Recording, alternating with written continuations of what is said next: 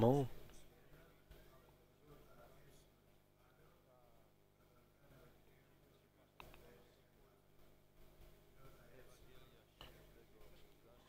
allons lire du chapitre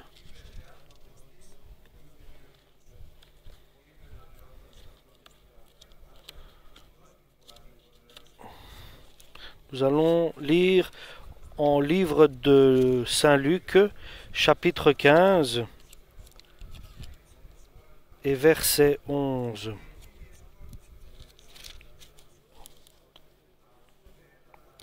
Le fils perdu est retrouvé. Jésus dit encore, un homme avait 2 fils. Le plus jeune dit à son père, mon père, donne-moi la part de notre fortune qui doit me revenir. Alors le père partagea ses biens entre les 2 fils. Peu de jours après, le plus jeune fils vendit sa part de la propriété et partit avec son argent pour un pays éloigné. Là, il vécut dans le désordre et dissipa ainsi tout ce qu'il possédait. Quand il eut tout dépensé, une grande famine survint dans ce pays, et il commença à manquer du nécessaire. Il alla donc se mettre au service d'un des habitants du pays, qu'il envoya dans ses champs garder des cochons. Il aurait bien voulu se nourrir des fruits du caroubier que mangeaient les cochons, mais personne ne lui en donnait. Alors il se mit à réfléchir sur sa situation et se dit « Tous les ouvriers de mon père ont plus à manger qu'il ne leur en faut, tandis que moi, ici, je meurs de faim. Je veux repartir chez mon père, et je lui dirai « Mon père, j'ai péché contre Dieu et contre toi. Je ne suis plus digne que tu me regardes comme ton fils. Traite-moi donc comme un de tes ouvriers. » Et il repartit chez son père. Tandis qu'il était encore assez loin de la maison, son père le vit et en eut profondément pitié. Il courut à sa rencontre, le serra contre lui et l'embrassa. Le fils lui dit alors, « Mon père, j'ai péché contre Dieu et contre toi. Je ne suis plus digne que tu me regardes comme ton fils. » Mais le père dit à ses serviteurs, « Dépêchez-vous d'apporter la plus belle robe, et mettez-lui là. Passez-lui une bague au doigt, et des chaussures aux pieds. Amenez le veau que nous avons engraissé, et tuez-le. Nous allons faire un festin, et nous réjouir, car mon fils que voici était mort, et il est revenu à la vie. Il était perdu, et je l'ai retrouvé. » Et ils commencèrent la fête. Pendant ce temps, le fils aîné de cet homme était au champ. À son retour, quand il approcha de la maison, il entendit un bruit de musique et de danse. Il appela un des serviteurs et lui demanda ce qui se passait. Le serviteur lui répondit, « Ton frère est revenu, et ton père a fait tuer le veau que nous avons engraissé, parce qu'il a retrouvé son fils en bonne santé. » Le fils aîné se mit alors en colère et refusa d'entrer dans la maison de son père. Son père sortit pour le prier d'entrer, mais le fils répondit à son père, « Écoute, il y a tant d'années que je te sers sans avoir jamais désobéi à l'un de tes ordres. Pourtant, tu ne m'as jamais donné même un chevreau pour que je fasse la fête avec mes amis. Mais quand ton fils, que voilà, revient, lui qui a dépensé entièrement ta fortune avec des prostituées, pour lui tu fais tuer le veau que nous avons engraissé. » Le père lui dit, « Mon enfant, tu es toujours avec moi, et tout ce que je possède est aussi à toi. Mais nous devions faire une fête et nous réjouir, car ton frère que voici était mort, et il est revenu à la vie. Il était perdu, et le voilà retrouvé. » Amen pour la parole du Seigneur. Avec 2 enfants, et bien sûr en nous il y a ces 2 enfants. Alléluia. Il y a ce qui est de plus béni. Le Père avait cela à la disposition de ses enfants. Il manquait rien à ses enfants. Il avait tout pour eux. Il n'y avait pas d'angoisse, pas de chagrin, pas de souffrance, pas de douleur. Tout était parfait, tout était bien par Dieu. Un paradis parfait, pas à Éden, mais ici, dans la famille, le père et les 2 enfants, une famille parfaite et un environnement parfait.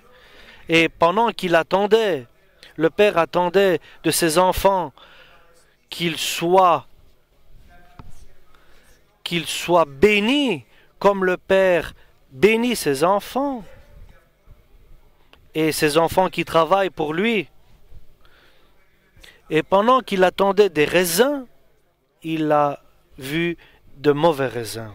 Et pendant qu'il attendait de la joie, il voit de la tristesse. Il attendait de la bonté, de la reconnaissance, et il voit quelqu'un de l'indifférence. Et Dieu a donné, et lui il a pris, et il lui a tourné le dos. Et tout cela, dans son cœur, ça s'est d'abord créé. Et ça s'est pas fait en un instant. Cela travaillait, mûrait en lui.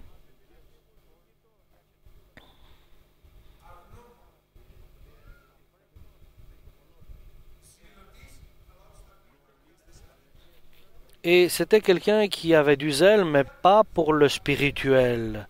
Et sa tête était... Et dans ses pensées, il voyait la terre éloignée. Et Dieu lui avait donné tant de bonnes choses, et lui regardait à l'extérieur, la terre éloignée. Il voyait le péché comme plaisir. Et Dieu attendait de lui qu'il produise de bons raisins, et il avait vu que le raisin n'était pas bon. Il attend d'avoir une bonne parole de sa part, et de sa part, il sort une parole de discordance. Parce que son cœur, il voulait œuvrer pour autre chose. Et pourtant, il avait reçu toutes choses de son Père, et il a pris de son Père. Mais comment il a utilisé cela? Et il a méprisé ce qu'il a reçu de son Père. Il a reçu de son Père, mais il a méprisé ce qu'il a reçu de son Père. Il a méprisé la parole de Dieu, il a méprisé le Saint-Esprit, il a méprisé tout ça, il n'a pas pris cela en considération. Qu'est-ce que c'est cela? Il disait, moi je veux la terre lointaine, la terre éloignée. Et il lui a donné des champs pour qu'il puisse travailler, il lui a donné des brebis, des agneaux. Il lui a donné une maison pour qu'il puisse se reposer. Il lui a donné son amour paternel pour qu'il puisse bénéficier de cela. Et il a entouré cette maison avec un mur pour qu'il n'y ait personne qui puisse piétiner l'intérieur. Il a mis une haie aussi autour. Et il a ordonné aux nuages de pleuvoir une pluie spirituelle sur ce champ. Tout ce qu'il voulait, il le recevait. Et s'il demandait, il allait encore recevoir. Et même plus ce qu'il demandait, il allait recevoir. Mais son cœur, aux jeunes ici, elle n'était pas protégée. Il n'a pas fait attention à son cœur. Il n'a pas pensé qu'il y a aussi le diable avec ses flèches enflammées qui veut le frapper dans son cœur et qu'il perde sa foi. Et qu'il perde sa bienveillance et sa bonté et son effort et tout ce qu'il a entrepris. Son cœur était vers l'extérieur, dans le péché. Alléluia. Et lorsqu'il est arrivé au bout de sa volonté, parce que cette volonté qu'il avait est arrivée à un moment où elle s'est exprimée, s'est remplie, et à un moment, elle s'est exprimée. Et lorsque elle est arrivée au bout, il a dit à son père, donne-moi ce qui me revient de ma part. Et le père lui a dit, fais ce qu'il te plaît. Parce que dans l'église du Christ, il n'y a pas de loi. Personne ne peut me soumettre, personne peut nous soumettre quelque chose. Dieu ne dit pas, il faut, ou tu dois, mais si tu veux le faire. Dieu dit si tu veux faire ceci ou cela, mais pas tu dois. Il n'est pas autoritaire. Il veut que tu fasses ce que tu veux de toi-même et qui correspond à la volonté de Dieu. Lui, le jeune ici que nous avons lu, le fils perdu et retrouvé, ne voulait pas faire la volonté du Père. Et par force, personne n'est retenu par Dieu. Personne n'est retenu de force par Dieu dans l'Église. Il n'y a pas tu dois et il n'y a pas de sévérité. Là où il y a le Saint-Esprit, là il y a la liberté. Chacun est libre. Et il nous le dit aujourd'hui. Mon enfant, fais ce qu'il te plaît. Ce que tu veux. Mais fais attention. Quoi que tu fasses a de conséquences. Mais tu es libre de faire ce que tu veux. Tu ne dois pas avoir de poids sur toi ou quelque chose qui... Mais fais ce qui te plaît. Tu peux lui demander ce que tu veux. Tu veux ta part qui te revient, demande-la. Et il ne t'empêche pas. Et ni par force, ni par ruse. Mais tu fais ce qu'il te plaît. Et l'enfant, ici, le fils plus jeune, a pris sa part de ce qui le revient et il est parti accomplir sa convoitise. Il a méprisé l'amour de son père, la grâce du père, la maison du père. Il a méprisé ce qu'il avait et il est parti là dans le péché. Et doucement commence le péché. D'abord dans son cœur, après dans ses pensées, avec une volonté de l'accomplir, et puis à son corps. Les paroles changent, il ne parle pas comme il parlait avant. Ses pensées changent parce qu'il ne pense pas comme il pensait avant. Et après cela, il commence à dépenser ce qu'il avait.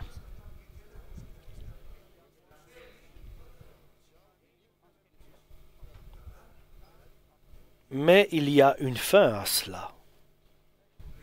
Et l'Écriture dit, et puisqu'il a tout dépensé, il a fait ce qu'il voulait.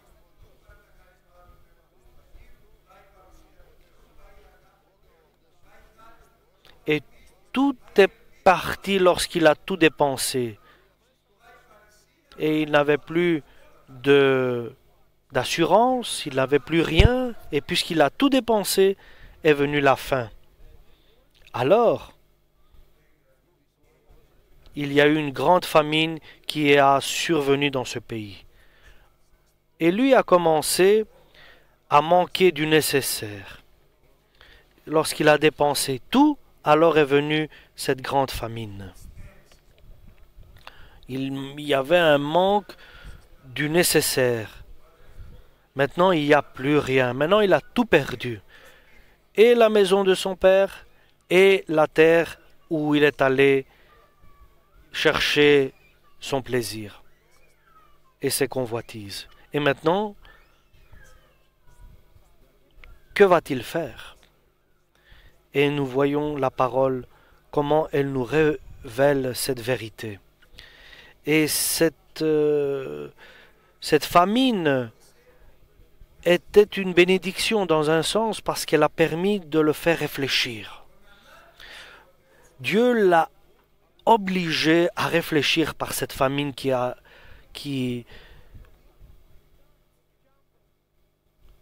est arrivée. Et il disait, qu'ai-je fait? Il s'est mis à se poser des questions. La famine, le manque de nécessaire ce n'est pas quelque chose que nous pouvons penser comme une malédiction, mais c'est le moyen que Dieu essaye de te faire comprendre par ce moyen-là qu'il y a quelque chose qui ne va pas. Et pendant qu'il gaspillait et dépensait son argent, qu'il revienne en lui-même et qu'il dise « Qu'est-ce que je fais moi ici à dépenser mon argent ?» Il aurait pu, par sa pensée, dire « Qu'est-ce que je suis occupé à faire? Je vais arriver à tout perdre. » Et avec une logique humaine, pas arriver au dernier la dernière morceau de sa vie. Et il a commencé à avoir faim, une vraie faim, et vouloir manger et ne rien trouver. D'avoir un frigo et que ce frigo soit vide, par exemple. C'est terrible, la famine. D'avoir une maison et que tu sois seul dans cette maison. Oui, mais tu es là, seul. Mais la solitude est terrible. Et nous savons que alors il y a une insécurité parce que le mur de sécurité qui était autour a été détruit. Il n'y a pas cette protection qu'il avait. Il n'y a pas d'entretien et il n'y a pas un entretien du champ, et il y a bien sûr des ronces et des épines qui poussent et qui font mal.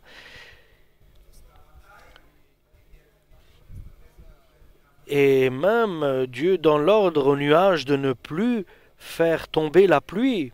Et alors il y a la famine. Et ici Jésus nous dit dans cette parabole de cet fils prodige.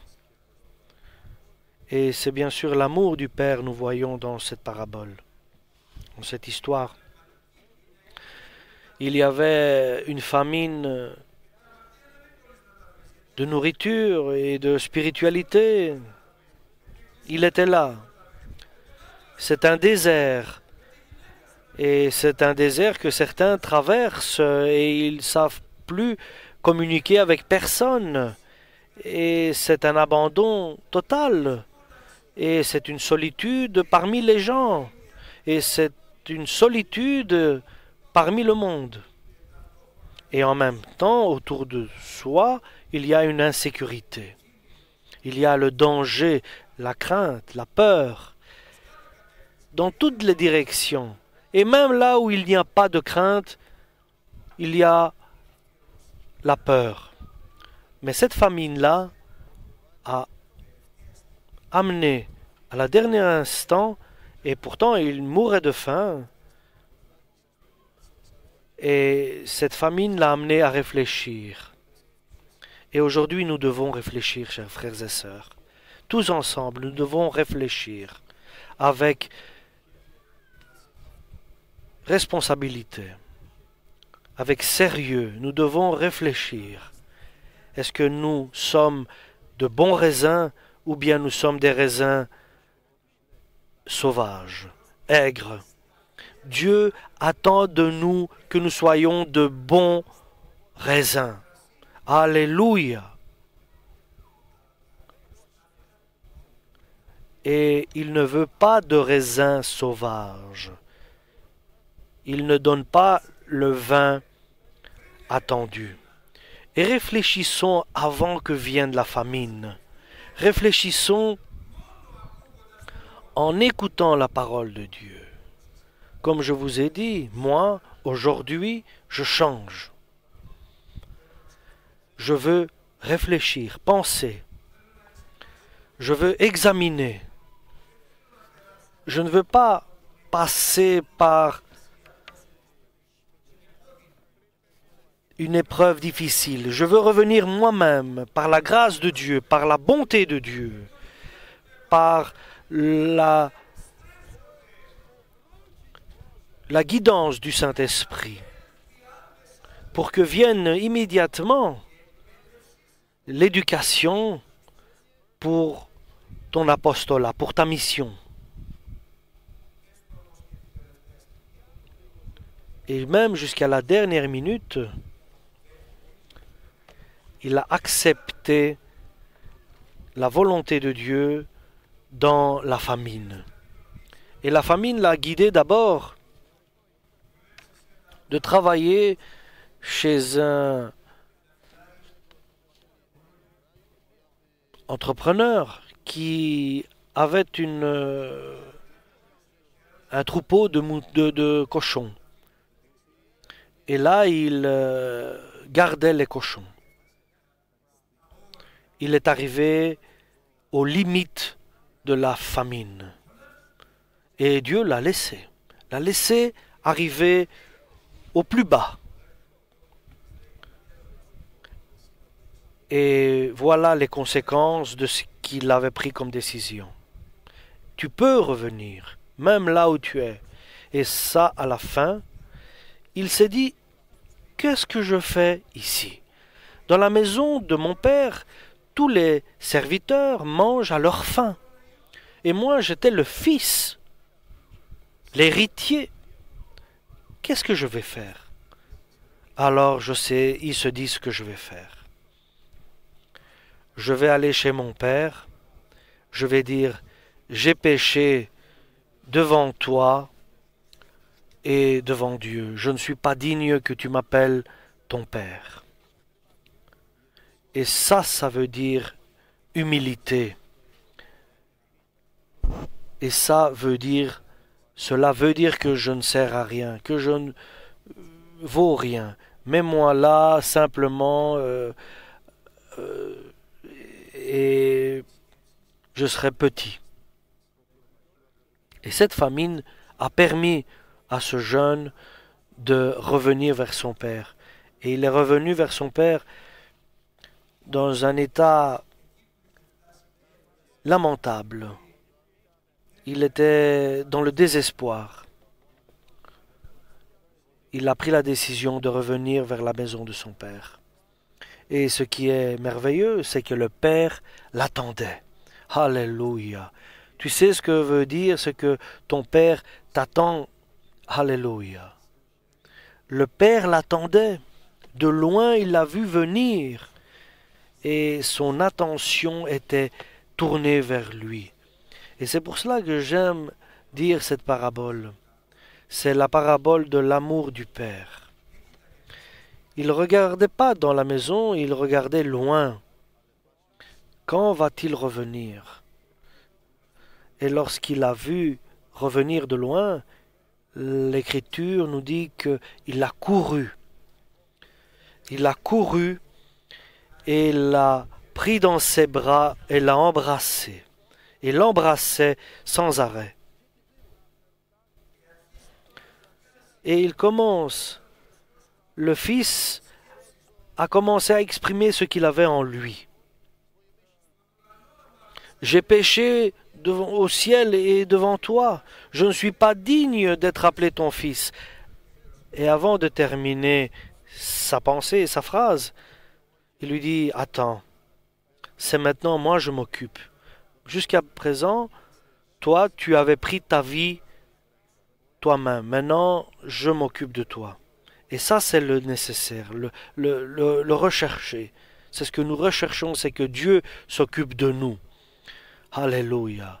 Sa vie, c'était lui-même qui la dirigeait. Et il faisait ce qu'il voulait. Maintenant, sa vie est prise en charge par Dieu, le Père Tout-Puissant, le Créateur du monde. Et il va faire de grandes choses. Et il dit, changez-le d'habit. Mettez-lui le meilleur vêtement. Mais moi qui étais là et je gardais des cochons, oui, le meilleur vêtement. Mettez-lui la bague au doigt. Mettez-lui de chaussures aux pieds. Et apportez aussi la bête que nous avons engraissée pour faire un festin.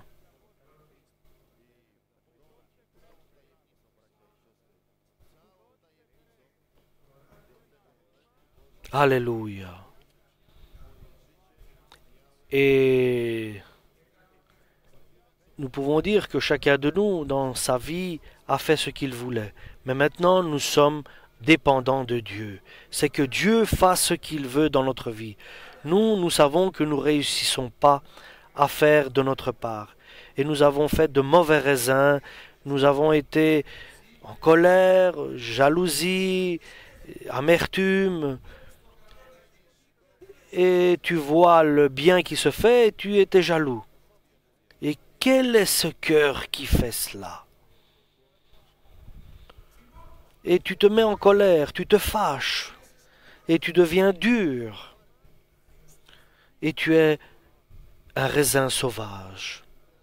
Maintenant, le jeune ici, il est entre les mains de son père. Maintenant, c'est la joie.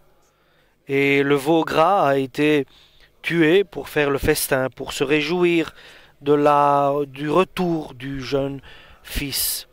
Et quelle joie dans cette maison! Tout le monde était dans la joie, sauf un, le fils aîné. Et bien sûr le diable qui est jamais heureux du retour de quelqu'un vers Dieu. Mais ici, le fils aîné, le fils le plus grand, qui était dans les champs, il revient vers la maison, il entend des chants, des danses, de la musique. Il dit, qu'est-ce qui se passe? Il demande à un serviteur, il dit, ton frère est revenu. Et ton père a été si content qu'il a fait tuer le veau gras et il l'a tué pour faire un festin, pour que nous puissions tous fêter ce retour, parce qu'il a vu son fils revenir en bonne santé. Et le plus grand des fils s'est mis en colère. Il était fâché. Et il refusa d'entrer dans la maison. Il avait de l'antipathie pour son frère. Et il le méprisait. Il n'y avait jamais eu d'amour fraternel. Il y avait un mépris total. Où est l'amour? Aimez-vous les uns les autres. Où est cet amour-là? Il y avait un mépris. C'est lui que je vais aimer, qui a mangé une partie de ce que possédait mon père avec les prostituées. Lui qui a abandonné la maison du père et qui l'a pris et il a dépensé sa fortune avec les prostituées. Pour lui, oui, mais le père l'aime. Imagine celui que le père aime et que toi tu n'aimes pas cette personne. Comment cette chose est-il possible? Celui que Dieu aime et qu'il fait la fête parce qu'il est revenu, toi tu es contre cela? Et il dit au père, qu'est-ce que tu fais? Et combien de fois nous avons dit à Dieu, pourquoi tu as fait cela? Pourquoi tu ne fais pas comme ça ou tu fais comme ceci? Et pourquoi tu ne fais pas comme tu devrais le faire? Parfois, on va comme cela vers Dieu le Père et on est presque à le conseiller à faire des choses qui passent par notre tête. Et tu as fait cela à ce fils qui a dépensé ta fortune avec dans une vie indécente et de débauche. Et toi, tu as tué le veau gras. Et il lui a dit quelque chose de très important. Le père lui a dit, mais tout était à toi. Pourquoi tu n'as jamais pris quelque chose pour le tuer et faire la fête avec tes amis? Pourquoi tu ne l'as jamais fait? Pourquoi tu n'as pas utilisé cela, mais tu le voyais de loin? Tout était pour toi. Il dit au fils aîné, tout est pour nous. Ce que l'homme n'a pas vu, tout ce que nous avons et ce qui n'est jamais monté à notre cœur comme pensée, Dieu a préparé pour nous Pourquoi vis-tu une vie misérable, chrétienne, une vie spirituelle misérable? Et tu vis dans ce manque que tu penses, et loin de cette liberté du Saint-Esprit. Tout est à toi. Tu es un héritier de Dieu, co-héritier de Jésus-Christ. Il ne te dit pas, est-ce que tu n'as pas entendu qu'il dit, demandez et vous recevrez. Demande à Dieu de recevoir le meilleur pour ton salut. Pourquoi tu fermes ton cœur et que tu n'acceptes pas ce que Dieu a préparé pour chacun de nous? Pourquoi tu es dans la tristesse et dans la souffrance? Pourquoi? Dieu est vivant, Jésus est vivant, il est réel, il a tout créé dans ce monde où nous vivons. Ce que nos yeux voient est vrai. Alléluia! Ce que nous voyons révèle la vie. Et Dieu est vivant. Mais il est allé, avance avec la parole de Dieu. Et lis la parole de Dieu et avance avec cette parole qui est la vie. Oui, je suis peut-être découragé, mais prends de la force dans la prière. Va et prends et glorifie Dieu. Alléluia. Si tu gardes la parole, c'est-à-dire tu la mets en pratique, quand j'entends garder la parole, c'est-à-dire la mettre en pratique, faire attention à ne pas la transgresser, alors tu auras des portes ouvertes devant toi. Et les promesses de Dieu sont une vérité, c'est oui, oui. Et ne sois pas dans la confusion lorsque tu traverses des épreuves difficiles. Et ne considère pas que Dieu t'a oublié, mais il permet certaines épreuves difficiles pour que tu puisses être de l'or purifié, parfait. Il veut te tailler. Pardon. Il veut te tailler. Il veut que tu sois prêt, pur, pour l'enlèvement de l'Église, pour vivre là, dans ce qu'il a préparé. Et de la patience. Sois patient, parce que nous avons besoin de la patience pour faire la volonté de Dieu, pour bénéficier de ce que Dieu nous a promis. Il vient, alléluia. Préparons-nous, faisons le bien, ayons la paix du Seigneur en nous, alléluia. Avec patience, chers frères et sœurs, avec patience, nous allons gagner notre vie, chacun pour nous, personnellement, avec la patience. Et la force du Saint-Esprit ne diminue pas. La puissance de la main de Dieu ne diminue pas. Elle ne s'est pas devenue petite. Alléluia, Dieu est puissant, il est le Tout-Puissant. Glorifions le Créateur de ce que nous connaissons autour de nous, ce que nous voyons autour de nous. Et imaginons Dieu, le Créateur de tout cela.